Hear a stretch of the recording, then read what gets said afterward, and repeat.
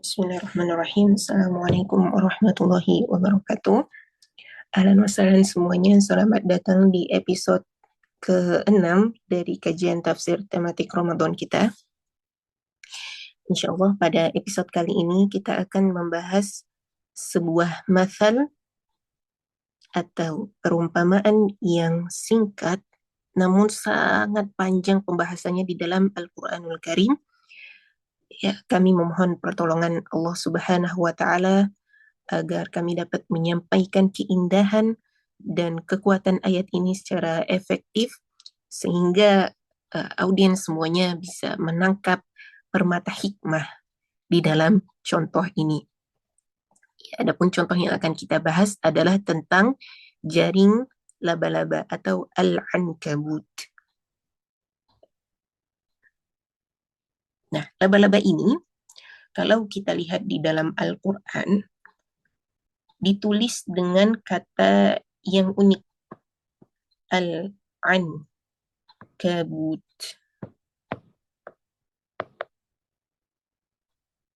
Di mana dia ditulis dalam bentuk tunggal atau mufradnya. Dan keunikan ini selaras dengan sifat laba-laba yang juga penyendiri. Jadi laba-laba ini seorang introvert akut, ya. Dia tidak mau hidup berkelompok seperti hewan-hewan lainnya. Justru kalau dia memiliki keluarga, maka dia akan menyingkirkan keluarganya agar dia tetap sendirian.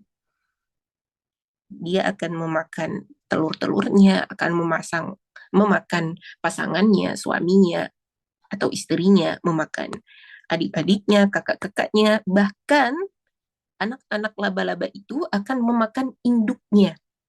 Ya, bayangkan, seekor anak memakan ibunya sendiri jika ada kesempatan. Dan ini adalah keluarga yang sangat kacau. Keluarga laba-laba ini keluarga yang toksik, kacau balau. Ya, dan menariknya Allah Subhanahu wa Ta'ala menggunakan bentuk jamak untuk lebah. Kalau lebah digunakan bentuk jamak. Suratul Nahl artinya surat tentang lebah. Ya, dan hal ini merefleksikan bahwasanya an-nahl atau para lebah itu mereka bekerja secara kolektif bersama-sama. Berbeda dengan al-ankabut yang ditulis dalam bentuk mufrad karena dia suka menyendiri, suka bekerja sendiriannya. Itu sedikit tentang laba-laba, ya. Dan untuk memahami contoh ini dengan lebih komprehensif, ya kita butuh mengilas balik konteks sejarah yang terjadi di kota Makkah. Ya, jadi surat ini adalah surat yang turun, salah satu surat terakhir yang diturunkan di kota Makkah sebelum Rasul Shallallahu Alaihi Wasallam pergi berhijrah ke kota Madinah, di mana pada akhir-akhir periode Makkah ini kaum kafir Quraisy tidak lagi sekedar menghina atau mengejek kaum muslimin, tetapi situasinya itu berubah menjadi sangat chaos, sangat keras dan penuh dengan kekerasan. Bahkan beberapa sahabat sebelum mereka berhijrah itu disiksa sampai mati, sehingga sebagian dari mereka gugur sebagai seorang syahid.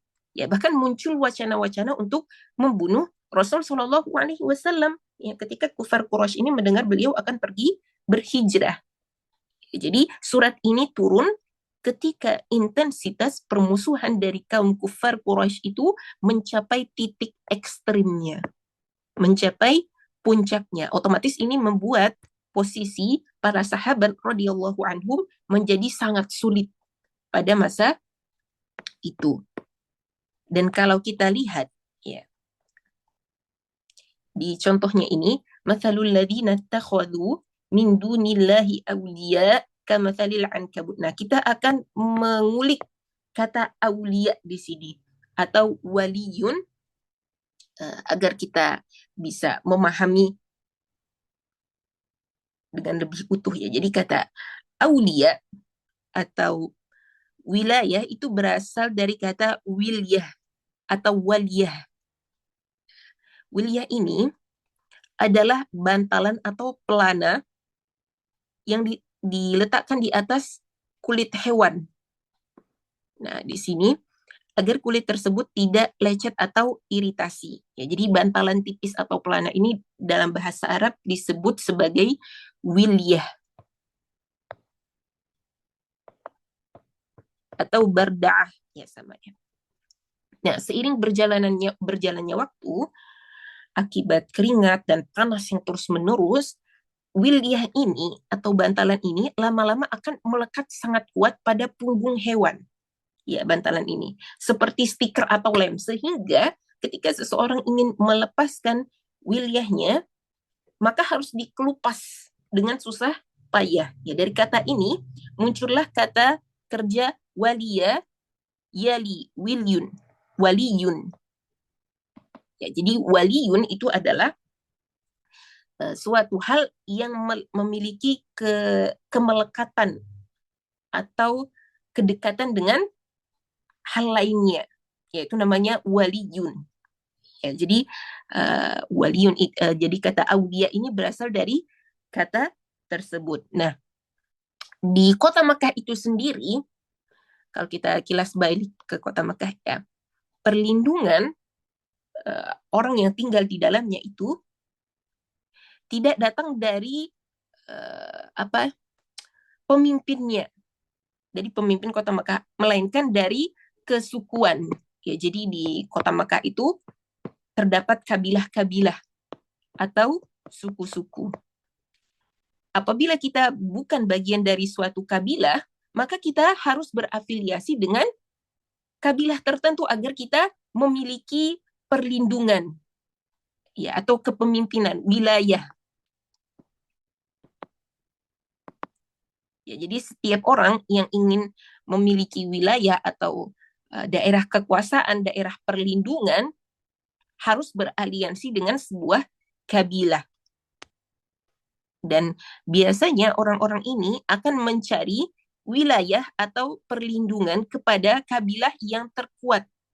Ya, misalkan kita datang sebagai orang yang secara nasab bukan berasal dari keturunan darah biru atau tidak memiliki koneksi kanan kiri atau tidak memiliki harta yang banyak, maka untuk mengamankan diri kita dan keluarga, maka kita harus bergabung dengan sebuah kabilah. Ya, kita akan menawarkan sesuatu, misalkan, ya ini saya memiliki adik atau kakak perempuan, silahkan dinikahi, ya, atau silahkan kabilah Banu Hashim, silakan memakai sumur saya untuk mengambil air. Ya, jadi kita akan berbagi sumber daya manusia dan sumber daya alam secara bersama-sama. Intinya, jika kita adalah orang yang lemah di kota Makkah, maka kita akan mendatangi sebuah kabilah untuk mencari perlindungan. Ya, ini makna dari wilayah. Kita akan memiliki kemelekatan satu sama lain. Ya, kita mencari kabilah untuk menjadi wali kita. Nah, ini adalah pemahaman yang penting untuk memahami perumpamaan dalam ayat ini. Ya. Jadi, ketika seseorang itu melepaskan wilayahnya, maka darahnya itu akan halal ditumpahkan karena tidak ada lagi orang yang akan melindunginya. Contohnya seperti ini. Misalkan ada orang berasal dari kabilah A bertikai dengan orang dari kabilah B. Maka orang ini ketika bertikai akan mendapatkan jaminan dari kepala sukunya, satu kabilahnya, bahwasanya dia tidak akan mati terbunuh oleh orang dari kabilah B. Jadi artinya ketika ada seseorang berperang dengan orang yang lainnya, itu bukan hanya perang one on one di antara mereka saja, tetapi itu menyangkut perang antar kabilah. Ya, jadi kembali kepada sejarah hidup Nabi Shallallahu Alaihi Wasallam tadi kita ceritakan bahwasanya para sahabat itu telah mencapai titik di mana kaum kafir Quraisy memutuskan siapapun yang mengikrarkan la ilaha illallah wa anna muhammadar rasulullah, maka orang tersebut terlepas dari wilayah atau perlindungan kabilahnya. Jadi seperti orang yang sedang membatalkan status kewarganegaraannya sebagai anggota kabilah. Yaitu yang terjadi pada banyak sekali para sahabat, ya, wa antahillum bihadzal balad, sehingga ketika mereka memutuskan untuk menjadi seorang muslim, darahnya menjadi halal untuk ditumpahkan di tanah Makkah. Dan jika ada seorang sahabat radhiyallahu anhum yang terbunuh, maka tidak ada lagi kabilah yang akan melindungi. Dan tidak ada keluarganya yang berani memprotes. Kenapa? Karena dia bukan lagi bagian dari warga kabilah yang mendapatkan wilayah jaminan perlindungan. Ya, jadi menjadi muslim pada saat itu bukan lagi tentang menjaga nama baik, menjaga harta, menjaga agar tidak diejek kanan kiri, tetapi menjadi muslim pada saat itu adalah tentang ketahanan seseorang yang berada di bawah tekanan pembunuhan yang luar biasa. Ya, dan Allah Subhanahu wa taala pada masa itu memerintahkan Rasul Shallallahu alaihi wasallam dan para sahabat untuk kufu aidiakum. Di surat An-Nisa dikatakan, ya, tahanlah tangan-tangan kalian, jangan melawan balik. Ya, jadi para Rasulullah dan para sahabat radhiyallahu anhum, mereka tidak melawan para kafir Quraisy meskipun mereka menjadi target pembunuhan pada saat itu. Ya, makanya di awal surat ini Allah Ta'ala berfirman, ya, dalam ayat yang sangat menggugah, ahasiban nasu ayyutraku an yaqulu amanna wa hum la yuftanun. Di ayat pertama surat Al-Ankabut, ya. Apakah manusia mengira bahwa mereka akan dibiarkan mengatakan kami telah beriman dan mereka tidak mendapatkan fitnah? Wahum la yuftanun. Dan menariknya kata yuftanun ini berasal dari kata fitnah. Dan orang Arab menggunakan kata fitnah ini pada proses membakar emas ke dalam tungku api untuk memurnikan emas tersebut, sehingga ketahuan kadar atau karat dari emas tersebut. Dan melalui ayat ini Allah Subhanahu wa taala seolah ingin menyampaikan kepada para sahabat bahwasanya mereka adalah generasi emas yang sedang dimurnikan melalui ujian yang sangat berat sekali. Makanya beberapa mufassir mengaitkan atau menjadikan asbabun nuzul dari ayat pertama ini kepada kisahnya Khabbab bin Al-Arat radhiyallahu anhu. Jadi Khabbab ini adalah salah seorang sahabat Nabi yang lemah, di mana beliau itu ditangkap, kemudian pakaiannya dilepaskan, lalu punggungnya itu oleh orang yang menyiksanya ditekan di atas bara api yang menyala-nyala, ditanya. Bayangkan kota Makkah itu sepanas apa, ya. Kemudian Khabbab ini ditelentangkan, ditelungkupkan, dan ditaruh di atas dadanya bara api. Dan para penyiksanya itu dikisahkan bahwasanya mereka itu menginjak badannya Khabbab agar Khabbab ini tidak bisa lari, tidak bisa kabur. Jadi dia tidak bisa bergerak, dan ketika dibakar dengan bara itu, kulit punggungnya itu terbakar, terkelopek habis sampai kelihatan daging putihnya. Ya, maka setelah penyiksaan yang sangat mengerikan dan sadis itu, Khabbab mendatangi Rasul Shallallahu Alaihi Wasallam. Kemudian bertanya dengan penuh kepedihan, wahai Rasulullah, apakah ini harga yang harus dibayar ketika aku menjadi orang yang beriman? Ya, maka dalam konteks keputusasaan Khabbab ini, Allah Subhanahu wa taala menurunkan ayat pertama dari surat Al-Ankabut. Ya, bayangkan, ya, standar ujiannya para sahabat dengan standar ujiannya kita. Kadang-kadang para pendakwa itu mengambil ayat ini, wahum la ahsiban nasu ayyutraku ini, kepada ujiannya, ya, ujian-ujian yang terjadi pada zaman now, pada zaman kita. Misalkan orang yang ditinggal nikah atau orang yang mendapatkan ejekan, cemoohan, ya, padahal kalau kita lihat konteks ayat ini adalah yuftanu, fitnah yang dialami oleh para sahabat, di mana fitnah yang kita alami pada saat ini mungkin seujung kukunya fitnah mereka itu nggak ada. Ya, saking beratnya ujian yang dialami oleh para sahabat radhiyallahu taala anhum ajma'in. Ya. Dan Allah Subhanahu wa taala setelah membahas tekanan yang dialami oleh para sahabat dan Nabi Shallallahu alaihi wasallam, kemudian pada ayat selanjutnya memaparkan kisah-kisah para nabi terdahulu. Ya, di surat ini disebutkan kisahnya Nabi siapa?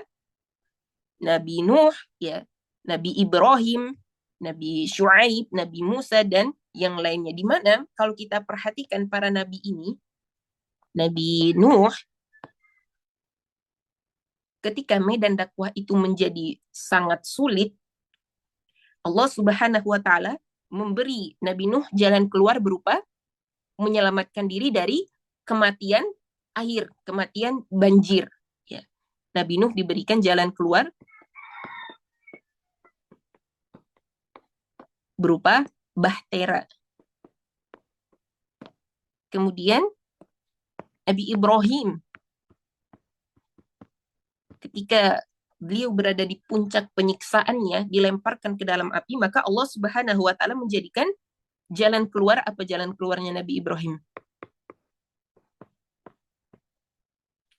Dijadikan api itu dingin. Ya. Kemudian Nabi Lut yang dikisahkan dalam surat ini, secara eksplisit beliau diperintahkan untuk melakukan hijrah, ya, sebelum kota itu dibalikkan, kota Sodom itu, di mana Nabi Lut juga berkata, ya, ini muhajirun ila Rabbi, sesungguhnya aku harus berhijrah kepada Tuhanku. Ya, jadi ada jalan keluar yang Allah berikan kepada Nabi Lut ketika medan dakwah itu semakin tidak terkontrol.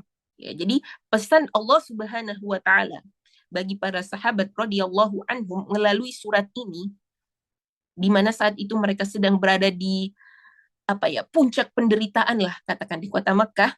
Pesan tersiratnya adalah bahwasanya masa hijrah, masa melarikan diri mereka akan segera datang.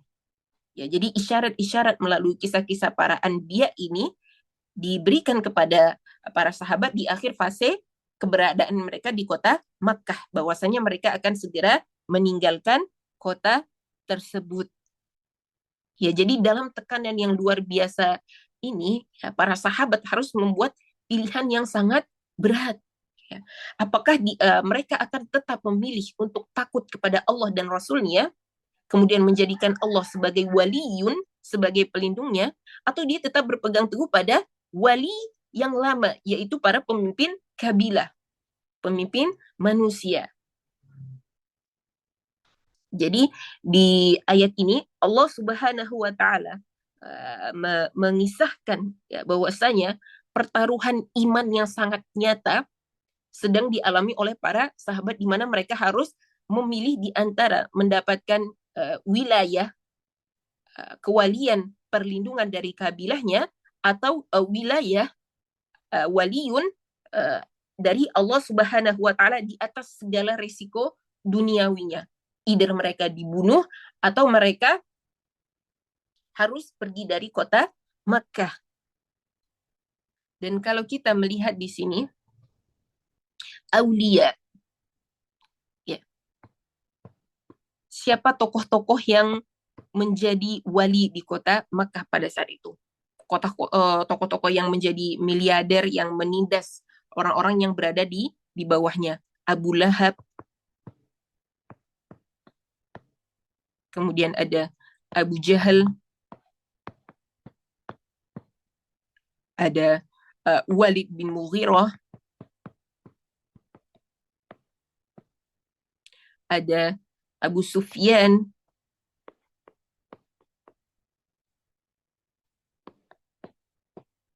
ya. Mereka ini adalah wali yang dimaksud di dalam ayat ini, di samping para berhala. Ya, jadi yang menjadikan berhala itu ada, sebenarnya orang-orang ini, dedengkot-dedengkot ini, Abu Lahab, Abu Jahal, Abu Sufyan, ya, Walid bin Mughirah, di mana segala macam berhala atau mesin kemusyrikan ini dijalankan oleh mereka yang tampak seperti wali, seperti pelindung para berhala, pelindung orang-orang yang lemah. Padahal mereka ini sebenarnya apa? Mereka ini adalah para penindas. Ya, mereka ini adalah orang-orang yang suka melakukan kekerasan, yang mengeruk keuntungan sebanyak-banyaknya dari sisi politik, sosial, dan ekonomi para rakyat. Ya, mereka adalah wali yang dimaksud juga sebenarnya di dalam ayat ini, para pembesar-pembesarnya. Dan kalau kita lihat Ya, kenapa orang-orang kaum kafir Quraisy ini menindas para sahabat dengan sebegitu kerasnya, sebegitu sadisnya? Ya, karena mereka ini sebelumnya telah menawarkan harta dan kedudukan kepada Nabi Shallallahu Alaihi Wasallam. Ya. Jadi taktik pertama yang dilakukan oleh para wali ini adalah mereka mencoba membeli dalam tanda kutip Rasul Shallallahu Alaihi Wasallam. Ya, mereka menawarkan Rasul dengan segala macam banyak harta, wanita dan yang lain-lainnya, kedudukan. Ya, kemudian taktik itu gagal. Ya, setelah mereka gagal membeli Nabi Muhammad Shallallahu Alaihi Wasallam, yang kedua apa yang mereka lakukan? Ya, mereka membuat kebohongan, propaganda tentang Rasul Shallallahu Alaihi Wasallam. Mereka mengolok-olok Nabi Shallallahu Alaihi Wasallam, yang kalian ikuti itu penyair loh, dia itu tukang sihir loh, dia orang yang gila, ya. Tetapi apakah cara ini berhasil? Cara ini juga gagal. Ya, kemudian yang ketiga, apa yang mereka lakukan? Ya, mereka mencoba menandingi keindahan Al-Quranul Karim, menandingi agama Islam dengan mendatangkan penyair-penyair terbaik.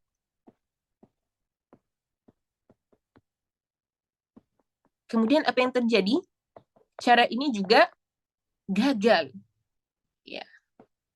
Fakta bahwa akhirnya mereka memilih jalan kekerasan atau pembunuhan itu sebenarnya menunjukkan bahwasanya para kufar ini telah kehabisan taktik, kehabisan strategi. Kalau kita lihat Israel yang menyerang Palestina pada saat ini, itu adalah hal yang sama. Mereka menggunakan kekerasan karena mereka tahu mereka tidak akan bisa membeli keimanan rakyat Palestina. Dan itu hal yang sebenarnya berulang-ulang terjadi ya, dari masa ke masa ya. Kaum kafir Quraisy pun mereka itu sudah kehabisan taktik, mereka tidak bisa lagi menggunakan harta mereka, menggunakan kekuasaan mereka, maka mereka mulai membunuhi para sahabat radhiyallahu anhum.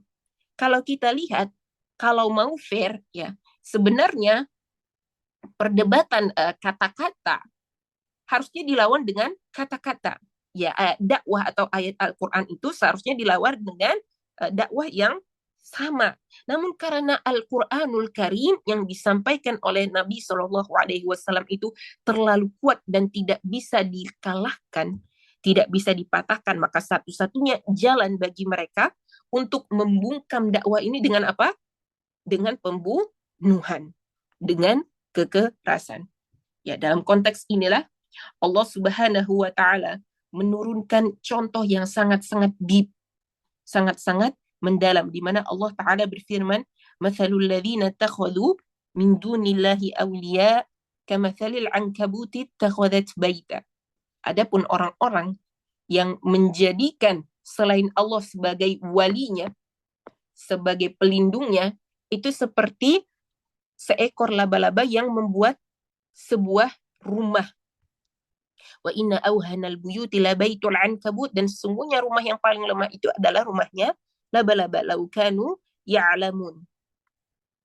Dan perumpamaan ini atau contoh ini diberikan agar manusia itu berpikir. Di ayat setelahnya Allah Ta'ala berfirman, wa tilkal amsalu nadribuha linnas wa ma ya'kiluha illa al-alimun wa ma ya'kiluha illa al-alimun, dan tidak ada orang yang mengetahui contoh ini kecuali mereka yang berilmu. Ya, jadi di sini Allah Subhanahu wa taala memberikan tantangan. Seseorang yang ingin memahami contoh ini harus memiliki kedalaman ilmu agar dia bisa menangkap hakikat dari contoh laba-laba ini. Kembali ke laba-laba.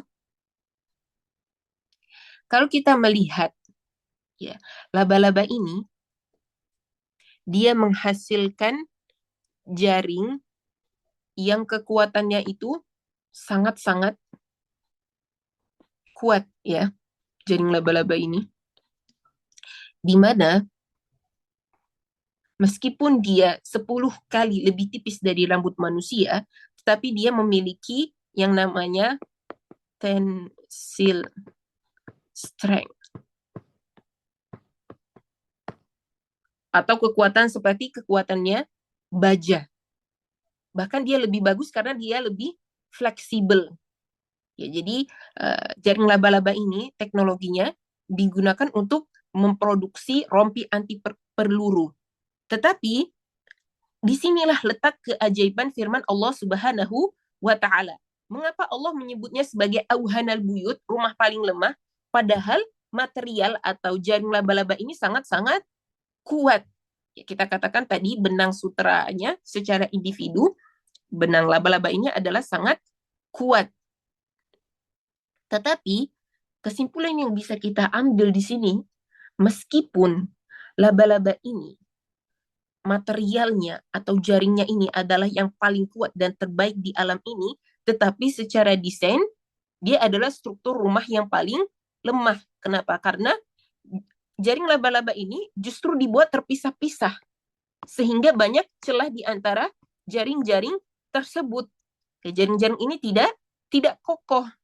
Dan ini adalah perumpamaan tentang strateginya para kaum kufar. Ya, di mana meskipun mereka memiliki, katakan, sumber daya terbaik, seperti uang yang banyak, pasukan yang kuat, dan segala macamnya, akan tetapi ketika semua itu disatukan, ya bagi Allah Subhanahu wa Ta'ala, makar atau kaid mereka itu adalah sesuatu yang sia-sia dan lemah, seperti jaring laba-laba yang rapuh. Ya, ini adalah orang-orang yang digambarkan seperti orang-orang yang menyanyiakan potensinya. Kemudian apa yang terjadi pada laba-laba? Laba-laba itu adalah hewan yang suka membangun rumahnya di sudut-sudut atau tempat yang mudah. Ya, jadi laba-laba itu kalau kita perhatikan dia akan membangun sarangnya itu di sudut-sudut rumah. Ya, kenapa? Karena dia itu hewan yang tidak ingin mengeluarkan banyak effort atau energi. Makanya dia harus berpegangan mencari tempat yang aman untuk disandari sebagai rumah. Dan kalau kita lihat, laba-laba ini sebenarnya dia bukan membangun rumah. Ya, tapi laba-laba ini sebenarnya dia itu membuat semacam trap atau perangkap. Ya, jadi fungsi dari jaring laba-laba ini sebenarnya bukan untuk tempat tinggal, tetapi fungsinya untuk menangkap hewan atau mangsanya. Ya, jadi laba-laba ini adalah hewan yang hanya memasang perangkap, kemudian dia menunggu di belakang layar dan membiarkan ada hewan-hewan lemah seperti lalat yang datang ke tempat laba-laba itu. Jadi fokus utama dari hewan pemalas dan penyendiri ini adalah mencari kenyamanan. Dan hal ini kalau kita lihat dengan kondisi para sahabat radhiyallahu anhum di kota Makkah, ini sangat kontras sekali karena hidup para sahabat itu semakin hari atau setiap hari semakin lama itu tidak nyaman, penuh dengan tekanan. Tetapi apa yang terjadi pada para sahabat? Ya, mereka tetap bertahan di atas ketidaknyamanan itu. Mereka tetap setia kepada Rasul Shallallahu Alaihi Wasallam hingga tiba waktunya mereka untuk pergi berhijrah. Ya, ini adalah sifat yang berkebalikan dari para laba-laba. Sementara laba-laba itu, ya ketika dia merasa bahwasanya di tempat dia membangun perangkap ini tidak terlalu banyak mangsa, maka dia akan terbang atau mencari sudut lainnya yang lebih nyaman dan menguntungkan untuk menangkap banyak mangsa.